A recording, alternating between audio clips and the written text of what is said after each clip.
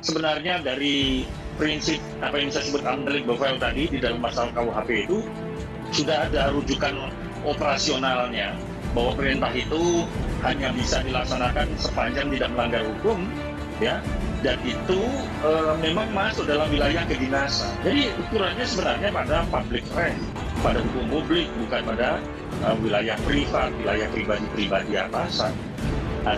Ya, sebenarnya ukurannya common sense saja kok. Jangan ragu-ragu untuk menolak perintah atasan yang bertentangan dengan undang-undang peraturan.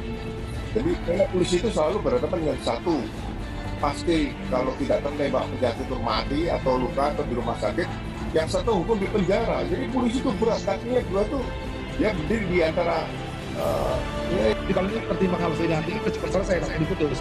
Barang siapa seorang dia hukum dapat dipertanggungjawabkan KPS, KPC, KKM, LLKE, ya udah jelas. Dengan sengaja, dia itu sengaja itu ya ada jenis teori banyak. Ini dua kata, dia mengetahui nggak, dia menyadari nggak, itu yang penting. Oh kalau membunuh, jadi dia mengetahui pembunuhan itu menghendaki, itu harus masuk ke unsur. Nah, carakan diri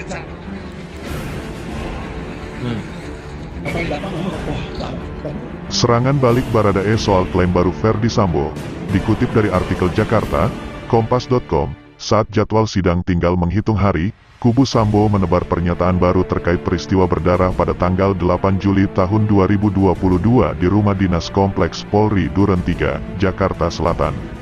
Baradae tidak tinggal diam setelah Ferdy Sambo melalui kuasa hukumnya membuat manuver menjelang persidangan kasus dugaan pembunuhan berencana Brigadir J pada pekan depan.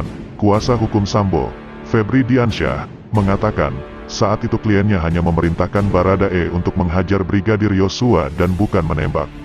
Selain itu, Febri juga menyatakan, Sambo membuat skenario tembak-menembak dengan tujuan menyelamatkan Eliezer. Sementara, kuasa hukum Eliezer, Roni Talapesi, langsung membantah klaim Sambo soal tidak memerintahkan menembak Yosua.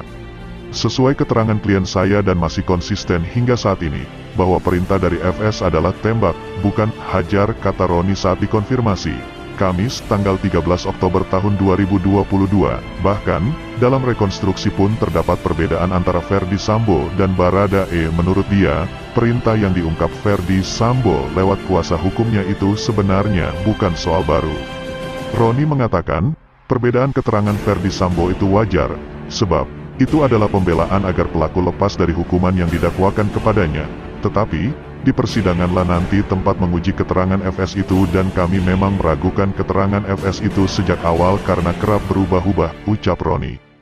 Kami juga sudah siapkan bukti-bukti untuk menunjukkan bahwa FS adalah dalang dari pembunuhan berencana terhadap Brigadir J, kata dia. Roni juga berikan bantahan terkait klaim Sambo. Justru dirinya ingin menyelamatkan kliennya. Menurut dia, jika ingin melindungi anak buah, maka seharusnya Sambo tidak melibatkan Eliezer dalam peristiwa itu. Harusnya bila mau melindungi anak buah, khususnya Baradae, maka FS seharusnya tidak melibatkan siapapun, khususnya Baradae dalam peristiwa pembunuhan Brigadir J, kata Roni lebih lanjut. Menurut Roni, sejak awal kasus ini sudah dibangun dengan kebohongan, misalnya skenario baku tembak yang berujung kematian Brigadir J. Oleh karena itu, kata Roni, keterangan Sambo soal apapun memang patut diragukan karena sudah membangun kebohongan sejak awal terkait kasus pembunuhan Brigadir J. Demikian informasi yang kami dapat.